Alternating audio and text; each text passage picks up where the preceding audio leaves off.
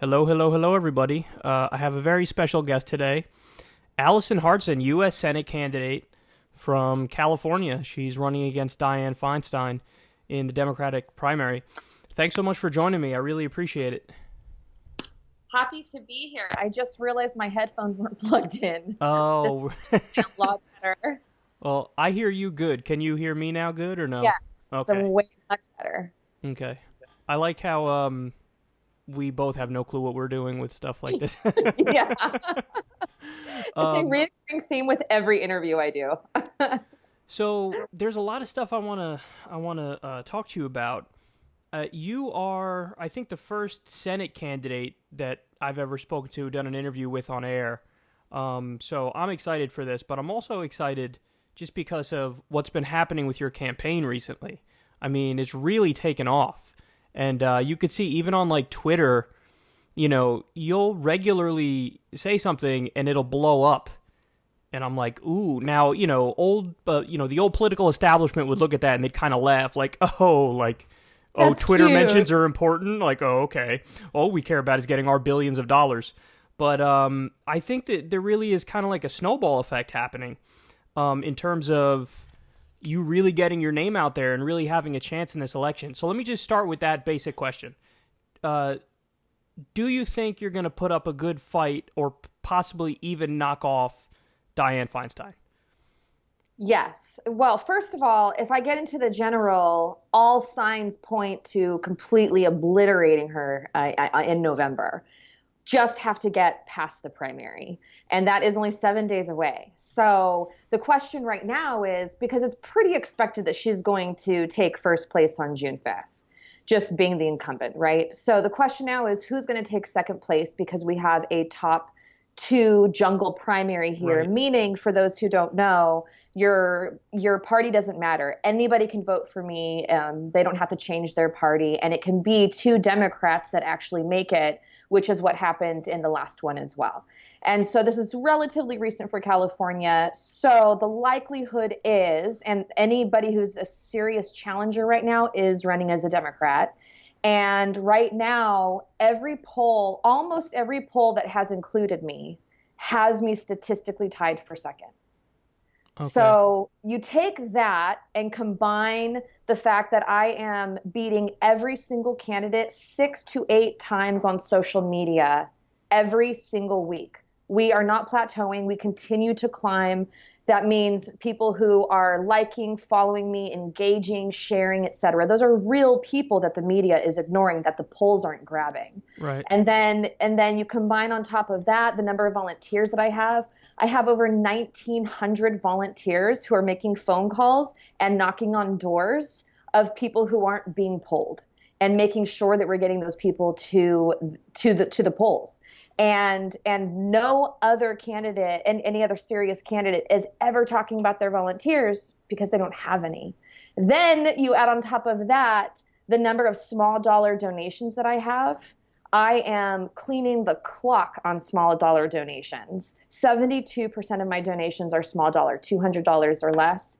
Every single other candidate is either self-funded or most of their money comes from large dollar donations. So that again translates into real people who are supporting me on every single level. So that's like a Bernie Sanders style campaign. You're getting most of your money through small individual donations, which is basically probably the best model we could use, other than actually getting an amendment to the Constitution to get money out of politics. So I want to talk to you a little bit about that, Wolfpack. But before we get into what you did with Wolfpack, I want to ask you a little bit about your life before Wolfpack. What did you do before Wolfpack? I was a public high school teacher for 10 years. I taught in a low income district serving predominantly first and second generation students from Mexico. I taught English, and then I also designed an intervention program for students who were at risk of not graduating high school. So I was working with students who statistically wind up in prison or wind up on the streets, wind up in gangs, wind up with drug problems or even addictions. I had students coming into this program who were already involved I had students who were homeless, who of course were struggling with focusing in school. And my job was to design a way to help keep these kids off the streets, help them not become a statistic, and make sure that they not only graduated high school, but were able to go on and do what they wanted to next with their life, at least have those opportunities. And so many of my students ended up going on to college and graduating college. And it's been really successful. And so that's what I did prior to this, which is what ended up leading me into Wolfpack. So what made you want to get involved with Wolfpack? Well, it was really the movement of getting money out of politics. And prior to Wolfpack, I was volunteering with every single Get Money Out group that I could get my hands on. So what I was interested in doing was finding out for myself, what is the best way for us to overturn Citizens United and related cases?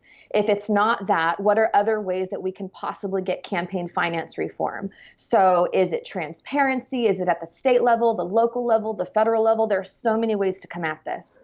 And so I volunteered with every single group. I was still teaching at the time, of course.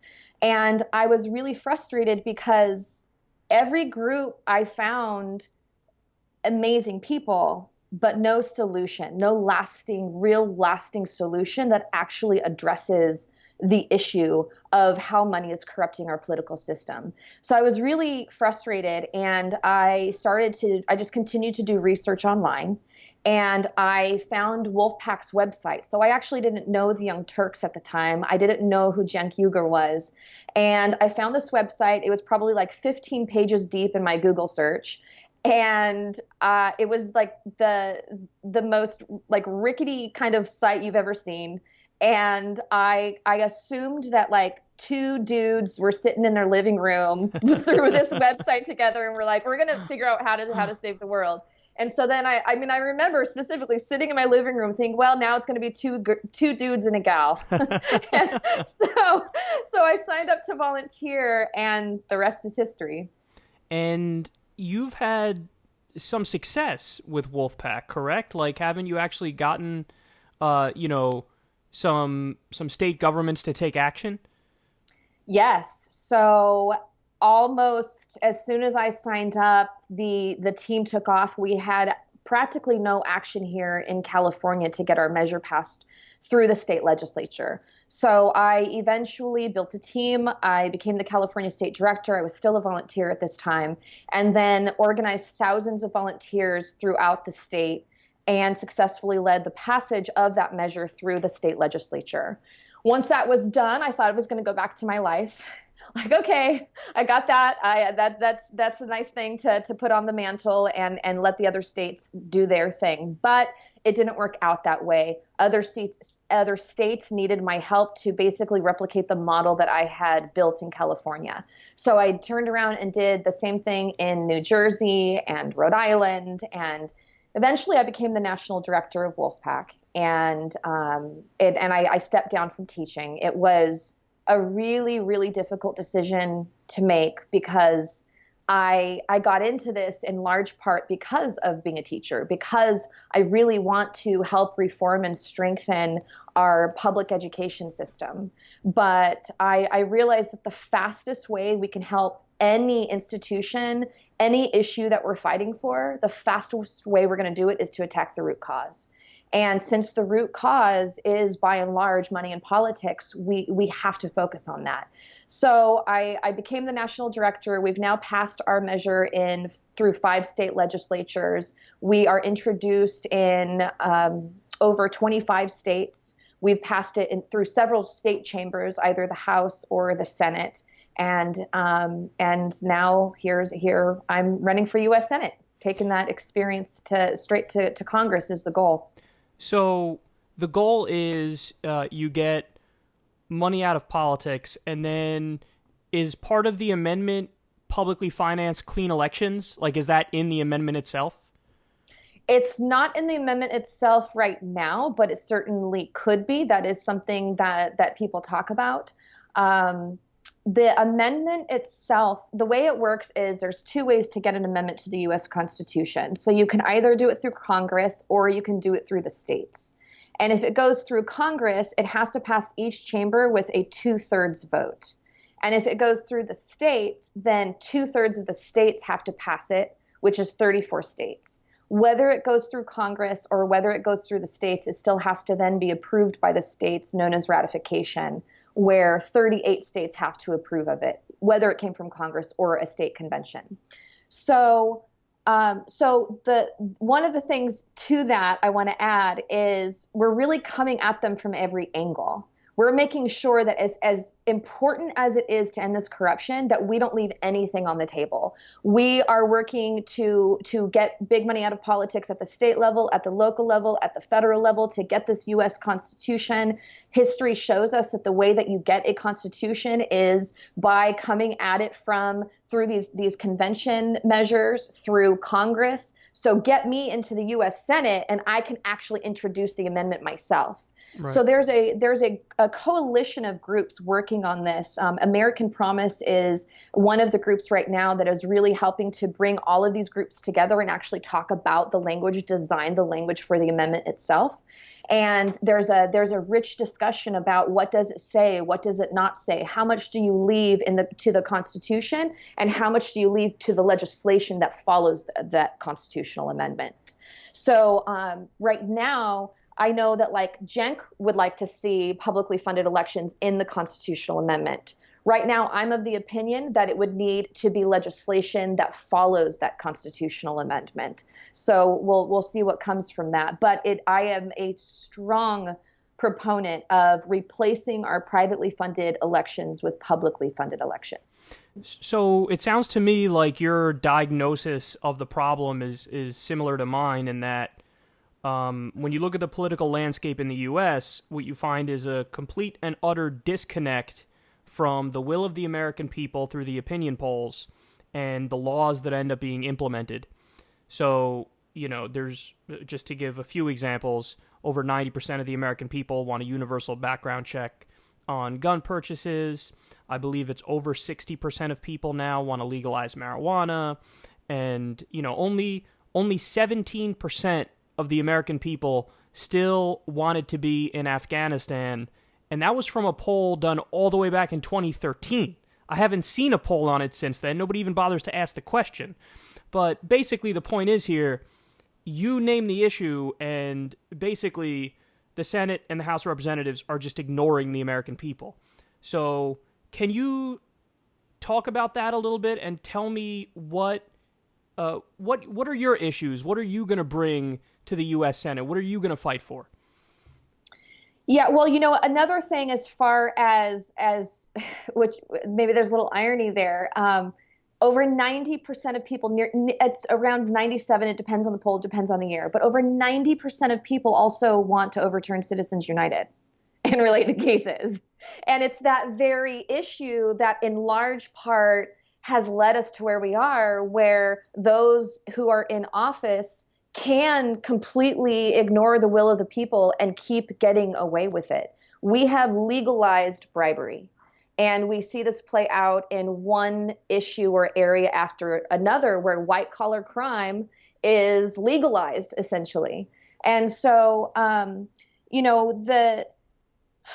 what we need to do, Medicare for all, is a no-brainer. I think it's even as high, maybe 70% is actually here in California. Maybe it's closer to 60% nationwide.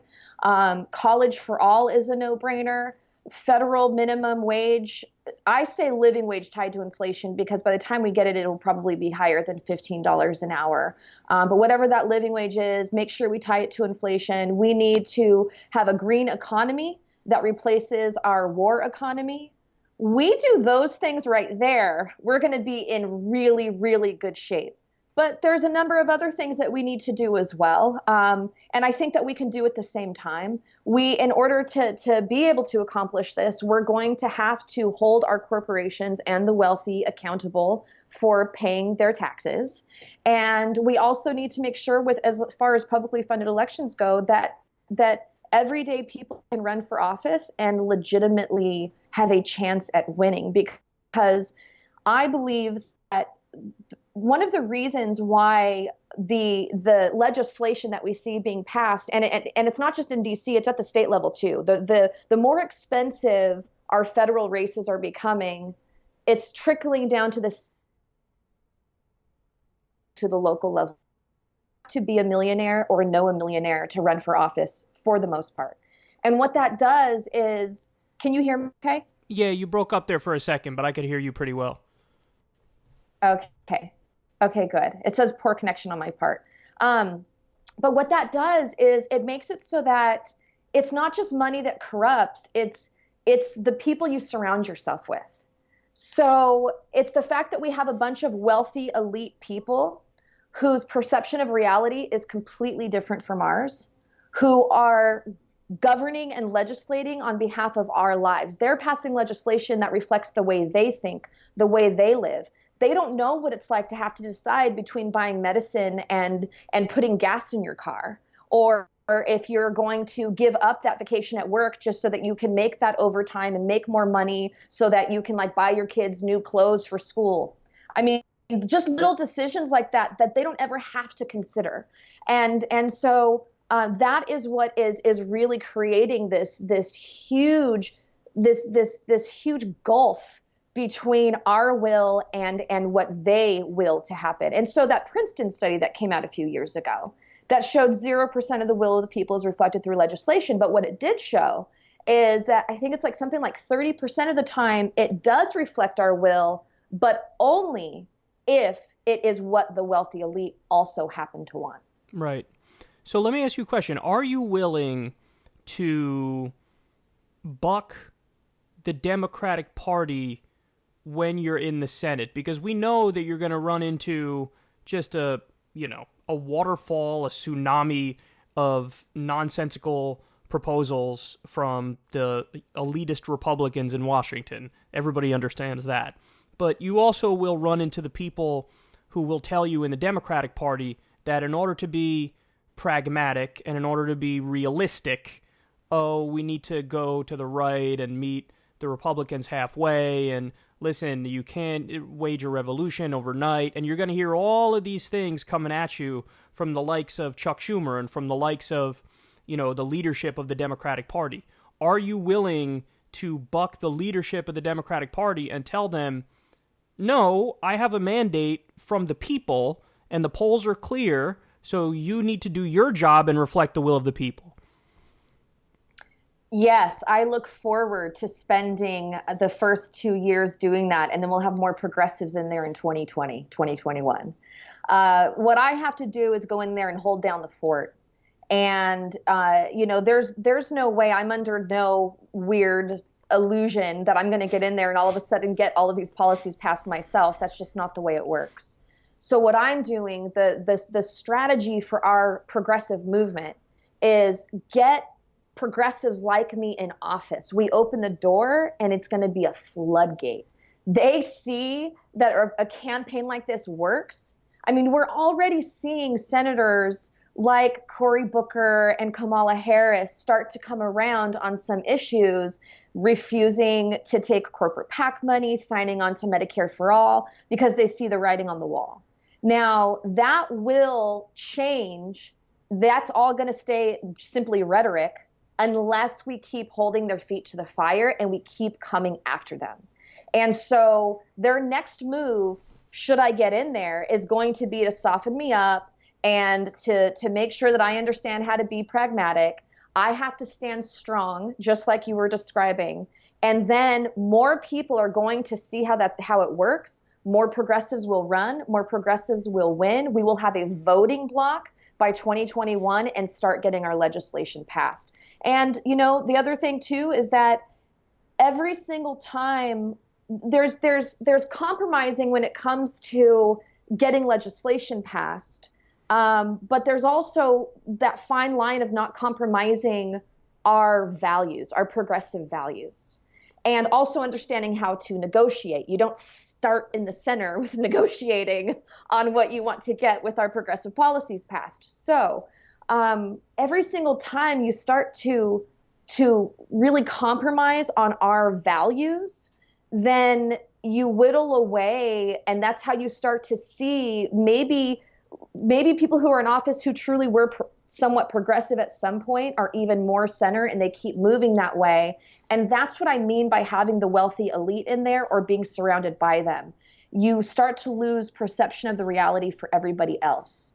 And so not just other people, myself, I have to be careful that when I'm there, I'm not just surrounded by them all day, every day, because that's what happens to anybody.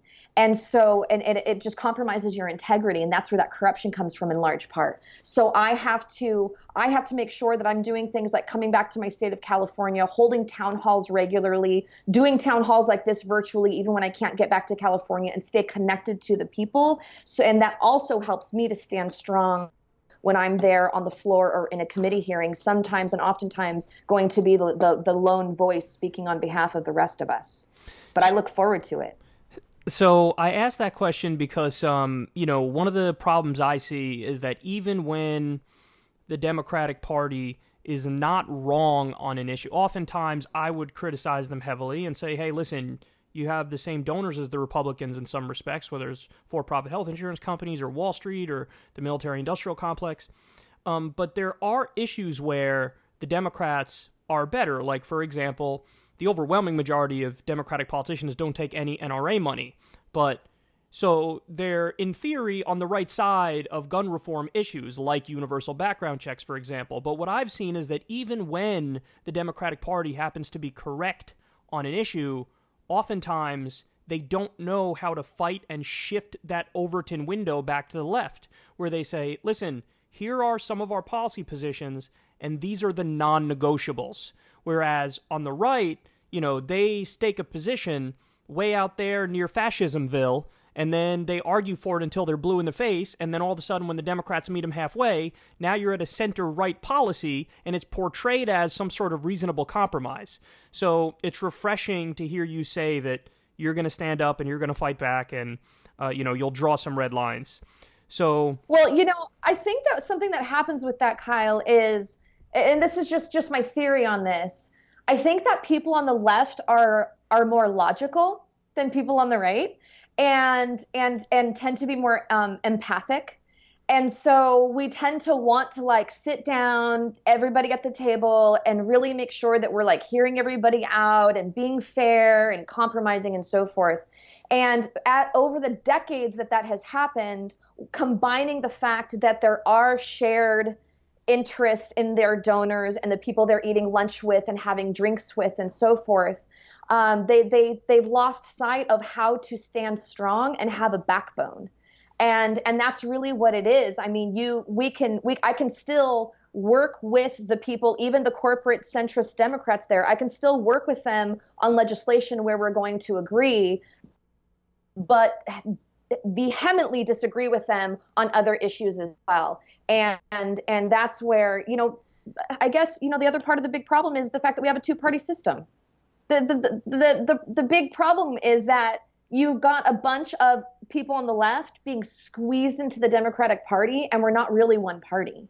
Right. And we have to, that's why we've got to get progressives in there. Yes, I'm running as a Democrat, but we got to get us in there and actually be ready and willing to stand up to those people that are so-called our same party. Yeah, Noam Chomsky likes to say we have one party in America, and there are two wings of the business party.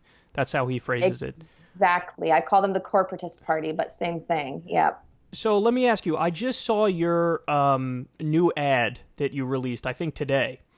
And I think it's a great ad, and for people who haven't seen it yet, I'm actually going to cover it on the next Secular Talk show, but you talk about how I'm not a Nazi, I've never slept with a porn star before, and as a result of these things, perhaps you haven't heard of me or my campaign because the media refuses to cover me, because there's something about far right-wing activism that the media finds inherently interesting or sexy, but there's something about so-called far-left activism. In reality, it's just standard populist, run-of-the-mill, will of the American people style activism that is just dismissed. It's wholly dismissed. It's not discussed. So can you talk about your relationship with the media and what it's been like, and if you're frustrated by the fact that they're not perhaps taking their job seriously in this election?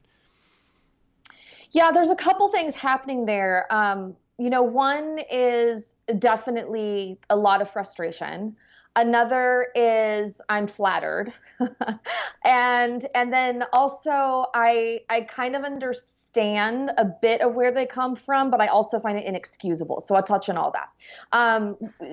As far as being frustrated, look, I'll give you some examples of some of the things that have been happening. So there was a poll that was done by an organization that touts itself as being nonpartisan and nonprofit, and I think the word they use is a charity to the public.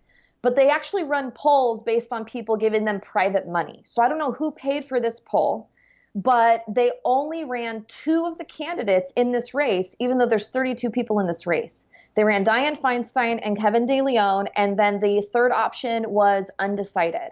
So then the corporate media, CNN, MSNBC, local TV, they ran that and said a poll just came out on the U.S. Senate race, and it looks like Californians have decided that their top 2 are, and then they kept repeating their names over and over again.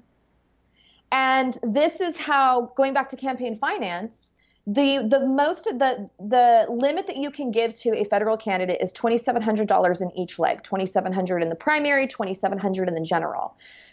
And the average poll in California costs $40,000. So I don't have $40,000 to run a poll. So what happens is somebody else runs that poll for me instead of reaching their maximum limit to donate to my campaign. And then they give it to the media, and it would cost me tens of thousands of dollars to get a commercial during a spot when CNN is running.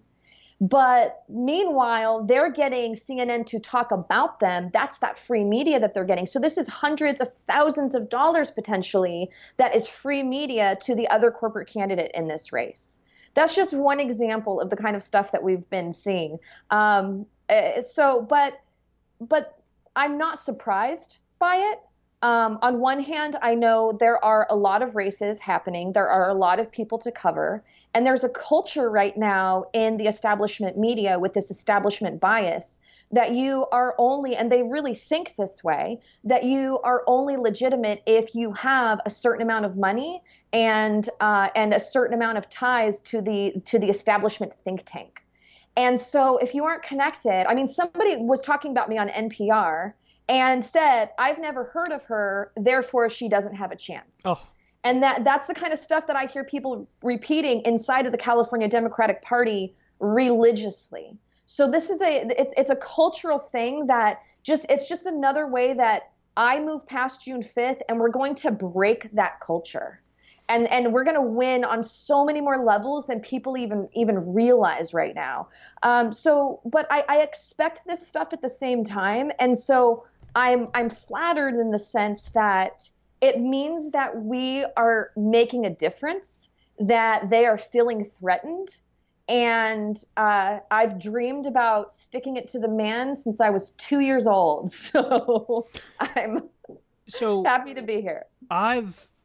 I think I'm even harder on them than you are, because there are examples of certain months where you have outraised all of your other opponents, including Dianne Feinstein.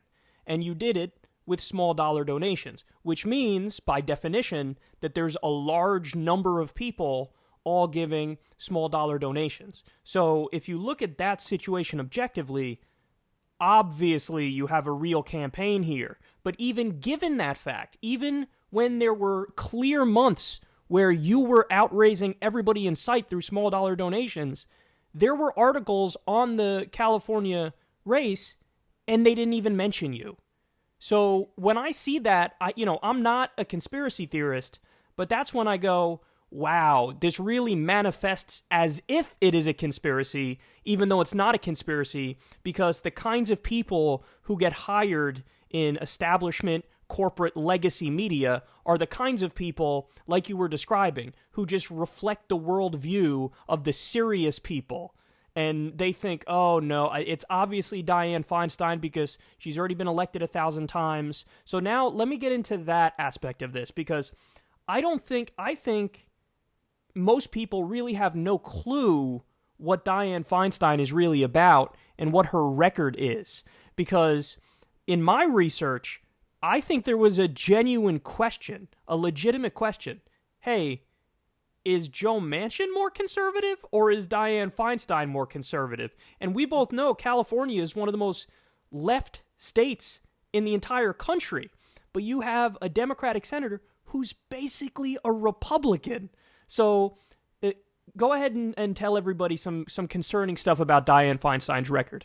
Yeah, and I think that's a really good point, that given that she comes from California and he's from West Virginia, that means she's more conservative. Right. It's easy for him to stand there as a Democrat in West Virginia on the stances he's taken. But so she voted for the Bush tax cuts. I mean, you've gone over this so well. She voted for the Iraq War. She voted to get rid of Glass-Steagall. She has voted on just about everything along with the Republicans. She voted for many of Trump's appointments.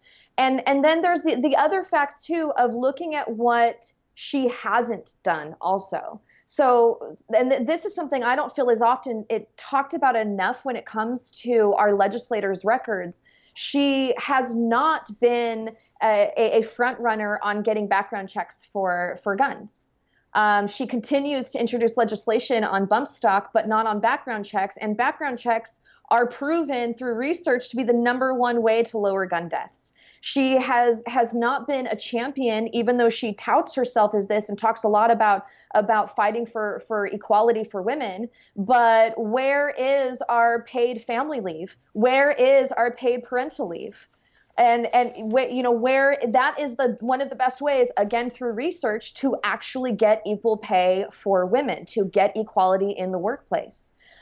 So there's the things she has done. There's the things that she hasn't done. And the other thing, too, is that she hasn't progressed. So we can look at Bernie Sanders, of course, and how long he's been in office. But he has stood strong on so many of his policies for decades, and has even moved along on some of them as well, as he learns and reads and believes in science. Dianne Feinstein is stuck in the past. Marijuana legalization is another one. So we legalized marijuana here in California, but she led a campaign as recently as 2010 to make sure that we couldn't legalize marijuana here. Oh my goodness. Wow. We brought it, and then we brought it about again in 2014, and she made very, very strong statements against us legalizing it. Wow. Then as well. So yeah, I mean, that's mind blowing. I mean, she believes people should be locked up and put in prison for cannabis. That's I didn't even know that. That's mind blowing that even recently. Because now we're looking at a situation where the polls are over 60% for marijuana legalization around the country. And when you look at California, I'm sure those numbers are even way higher than that. So she's definitely not representing the will of the people. Also, I think she was in favor of the Patriot Act, which of course... Oh, yeah. Thank you for reminding me. I can't even keep up with the list. No, the list is never ending. That's the problem. And then the other thing is she actually was for a lot of the outsourcing deals, which in my analysis, I actually think... stuff like that led to Donald Trump winning, because Donald Trump, even though he didn't come through on these promises, he used to rail against outsourcing deals on the campaign trail. So my final question to you is, do you think, number one, would you describe your campaign as a populist campaign? Number two, do you think that with your message, you not only will get progressive base votes, but also potentially crossover votes from independents and right-leaning people who look at you and see that populist message and are attracted to it? Yes, I would say that this is definitely a populist campaign. I mean, the majority, look, the U.S. is progressive. Like, the voters are progressive on issue after issue after issue. In my mind, I don't think being a progressive means that we're left necessarily. I mean, maybe just the U.S. by and large is, but really it's a matter of what we've been talking about for a while now, is really focusing on policy. Screw party. Screw the politics of personalities. Let's talk about policies in the best interest of human beings and our planet. And that, to me, is progressive. And that means we can't take corporate money. We can't take PAC money. We can't take foreign money and dark money in order to make sure that we can serve the will of the people. And that happens through policy itself. And so, yes, if that's populist, then I am absolutely a populist candidate running a populist campaign. Now, as far as bringing in independents and Republicans, I know for a fact it's already happening. So there are just anecdotally on my social media account, several Republicans constantly commenting, okay, Alison, I disagree with you on this, but I love you on this. You have my vote. As I've been traveling around the state, I'm experiencing the same exact thing. People who voted for Trump are coming out to my events to hear us talk about what we have to say about policy. I was in Bakersfield just a week ago, and somebody came out and said, we started to have a heated conversation about immigration. I'm like, look, we're going to disagree about immigration, but what we do agree about is Medicare for all. What we do agree about is getting big money out of politics and restoring integrity to our political process. But as far as actual data goes, just the most recent poll that came out that shows me statistically tied for second, I am bringing in more votes from Democrats than KDL, and I'm bringing in more votes from Republicans than one of the Republicans in that poll. Wow, that's impressive. So I think, yeah, that anti-corruption message really just cuts across all divides, and it makes all real people go, oh, so this person's for me, even if we have some disagreements. So I think that's really positive. Tell everybody. Oh, sorry. I'm sorry. I was just going to say, tell everybody when your election is, and then if you have any final words, let everybody know. Yeah. So I just wanted to say that's the thing, going back to what we were talking about earlier, as far as Democrats growing a freaking spine and learning how to actually govern and fight for the policies that we need, is that we don't have to pander to votes. If we just be true to ourselves and actually use evidence-based research to make our decisions, which means sometimes we're going to find out a few years later that we need to change our mind and revise a policy and add amendments, fine. But just be honest and true to yourself and true to the people, and you will win. We will win if we do that. Democrats have got to learn that. But the vote is June 5th. That is the primary election. Mail-in ballots are already coming in. There's some being mailed in right now as we speak. So it's really important that people don't wait until June 5th. Like, start talking to every single person you can. Mail-in ballots here in California account for anywhere, it's a huge margin, between 30 and 70% of the vote. Wow. So it's huge. A lot of them have come in already. And you don't have to be registered as a Democrat because it's the jungle primary. It's open primary, which is, I wish New York would do that, but we don't. But anyway, Thanks so much, Alison. I really appreciate it. And of course, I wish you all the luck in the world in your campaign. I love your show. Thank you so much. I appreciate that.